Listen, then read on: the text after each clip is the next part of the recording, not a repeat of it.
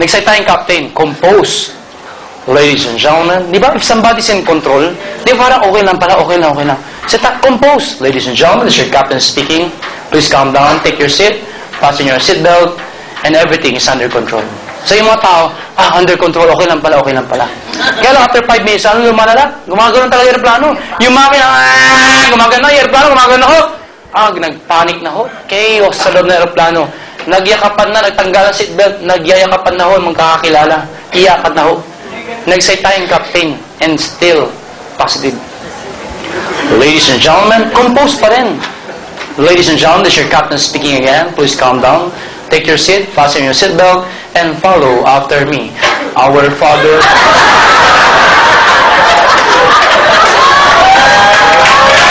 Diba, positive? Bakit? Kung negative yung captain, ano sabihin nun? Pag negative ang captain, ganito yun, mamamatay na po tayo lahat. Nag-pray siya. Is prayer positive? Yes! Why? Who is the most positive person in the world? Person! Jesus Christ, sa religion ko, iba kasi iba religion. Jesus Christ, because when He died on the cross, positive. This is not blasphemy. Totoo naman eh. Pwede naman siyang pinako na paganto. Pwedeng paganto. Pwede rin, ang daming posisyon para ipako. Bakit ganito? Because before He died, He was mocked. Binabato siya. Tinawag pa siya, if you're the King of Kings, then help yourself. Nagigala siya ng crown with thorns. Diba? Tinusos na tagiran. And then He died. The demons thought they won. But they don't know, on the third day, He rose from the dead to redeem us from our sins. So mga kaibigan, ano yung point ko? Hindi ho aksidente nandito ka. Hindi aksidente yan. May purpose yan. Hindi ko alam, baka sa produkto, pwedeng channel ka sa business, hindi man ikaw. Pero ito lang sabihin ko sa iyo, sana yung prinsipyo ko, maging prinsipyo nyo. Ano yung prinsipyo? Teka, di pa tapos eh.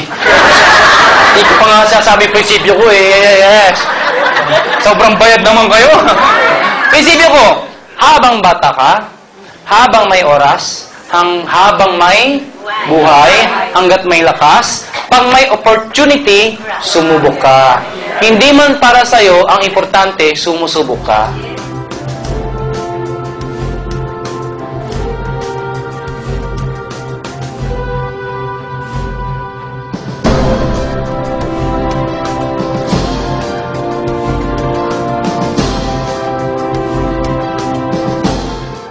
Alam niyo, mga kasama ko, these people have a big heart in helping other people. And I believe this is the only company right now dito sa Ortigas na makikita niyo yung mga may-ari. Sila mismo, ang humahawak ng mic. Tama? Because they don't want to let anybody mag-explain ng business, especially kami mga galing na sa ganitong industriya, lamang na kaagad kapag ang mga nagsasalita, dati mga distributor. Tama? Kasi karamihan ng mga team na nananalo sa basketball leagues, normally ang mga coach nun, dating mga player din. Do you agree? Yes. So, this is the reason why AIM Global nananalo sa panahon ngayon, simply because ang mga nagsasalita, ang mga dating players, mga dating distributors. Kaya champion ng AIM Global. Tama ba? Kaya kung kayo sa salary lang sa ganitong company, malaking bagay, ladies and gentlemen, malaking bagay kapag ang may-ari may experience. Because alam na namin gaano kahirap mag-build ng organization. Tama? So, nagawa namin, especially yung partners ko, this guy is making around $250,000 weekly. Bago namin na-set up tong company na. So, I'm having doubts kung sasama siya sa pag-set up. Doc Ed Cabantog naman, kung nakita nyo, nag-took ng risk, give up niya yung pagiging doktor niya. Tama? And sa apat, ang pinakagwapo at pinakamahusay sa lahat, yung speaker ngayon, si Francis Miguel. Tama? Tama? Yung ako pinakagwapo sa apat, actually. Wala na sila, lumabas na eh. So anyway, my job tonight, for the last part, pinakahuli na lang is, I have to help you, make a good decision. In fact, pag sumali kayo dito, hindi kayo magsisisi. You're joining a company na may momentum. You have a great product, even though wala ka experience sa sales, if this is your first time to have a business, tama? Whether you're undergrad or graduate ka na, or probably you're an employee right now, AIM Global is the best vehicle to have a good economic life. Tama? Just give yourself 3 years, 5 years, pwede kayo maging katulad ng mga yan. Pero good news, for the past 1 year, yung nakikita namin with AIM Global right now should be happening at least 3 to 5 years from now. Pero bakit napabilis? Bakit napabilis? Because based on my experience, if you have a good product, you don't need a good salesman. Tama ba?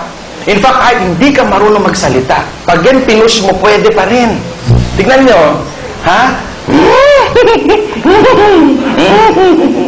Pwede. Tama ba? Hindi pa ako nagsasalita, no? Tama ba? Ha? Kasi mostly, based on my experience, if you have a good product, no, mabilis mag-spread. Naalala ko pa, last year, ang crowd namin, 3-4 na piraso lang. Diyan nakaupo. Nagte-text, hindi nakikinig. 3. Kinakabahan ako kasi, nagbitaw na kami ng malaking kapital, ang audience mo, 3. Yung 3, hindi pa nakikinig. Ano yun? Nagte-text, hindi nakikinig. Kami naman, nagra-rattle na sa harap, hindi namin alam kung lalaki ba tong company o hindi. Tama? Dahil nung dumating yung product, kahit ako, hindi pa ako naniniwala na effective siya. Kaya unang uminom sa akin yan, sa family namin, wife ko muna. Kasi kung may side effect, ganyan, may overdose, at least siya muna. Kasi naman ako, di ba? So, honey, try it. Okay. So, maganda. Ang galing ng effect. So, nakilala na kami together with these 3 guys. By the way, itong 3 na to, no? They stick with the company. Nakita nila yung saan papunta yung kumpanya. Nag-hang on lang sila. And today, they're making millions already. Yung 3 na yun, they have their own new car. Yan sila, oh. Yung isa, wala pa siyang tarpaulin. Pero, kakabili lang niya ng na Mitsubishi na top of the line na sports car. No? Parehong mga bata pa. Ang point ko, ladies and gentlemen, itong mga taong to, last year, naging katulad nyo rin sila. Ang difference lang, ito na yung future nyo. Maganda niyan, nakita nyo na kung saan kayo papunta. Hindi gaya ng time nila, hindi nila alam saan papunta yung business. Tama ba? Based sa experience ko for 12 years. Okay? By the way, naging katulad nyo rin ako dyan. Naging first-timer din. I used to work with one of the biggest communications company as a system programmer. Employee din po ako dati. Okay, ayoko nang banggitin company, siyempre past na yun. You know, I hate, past is past, diba? Pero PLDT po, kung just in case you wanna know. Okay? So, when I begin to work with my business, meron ako nakita na advantage ang Pilipino pagdating sa ganitong business. Kasi tayo po ay likas na chismoso. Tama? Kung malaki lang bibig mo, gaya ko, pwede na. Madaldal ka lang, panalo. Tama? Ikwento mo lang every Monday yung ganda ng negosyo pagkatapos nito. Tama? Anyway, lahat naman tayo, I'm sure, lahat tayo, eto tayo lahat eh. Tama? You drink coffee, probably you drink hot chocolate or cold chocolates. Tama? Ang difference lang, we end up as a consumer. When you enjoy in Global, when you join the program, aside from being a consumer, you can also be a businessman. Tama? So, ibig sabihin, gamitin mo yung products, itry mong i-share, kaya pag malamang, kung madaldal ka, lamang ka na, because if you don't have to sell. Kasi ako noong una, ayoko ng selling. Pero when sharing, this is something that coming from within. Tama? Na walang pressure, pangalawa, sinishare mo lang eh. For example, si Sir o si Tito may Rayuma. For example lang. At least pag sinare ko, Tito, meron akong product na nakakatulong sa Rayuma. Now, para sa akin, bumili siya o ng hindi masama pakiramdam ko. Tama? Kasi, sinare ko sa kanya. At the end of the day, siyang may Rayuma, ako wala. Tama lang? Tama? So, sharing is more powerful than selling. Pangalawa, ito yung tutulungan ko kayo mag-decide. Okay? Ready na ba kayo?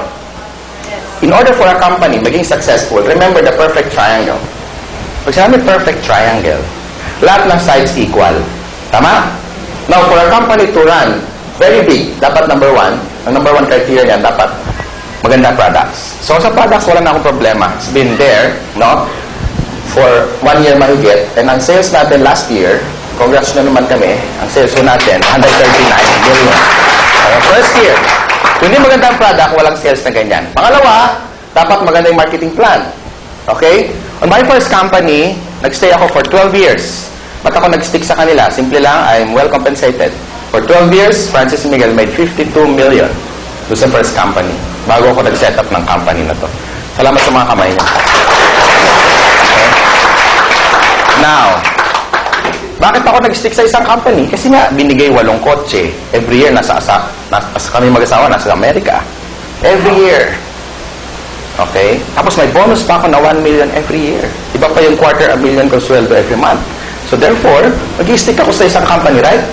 Now, ginaya rin namin yung system na yun, pinaganda din namin. Kaya namin binuo yung company. And kung makikita nyo sa marketing plan, take a second, third, fourth look. mapapansin nyo, yung marketing plan is a broad distributor type. Ibig sabihin,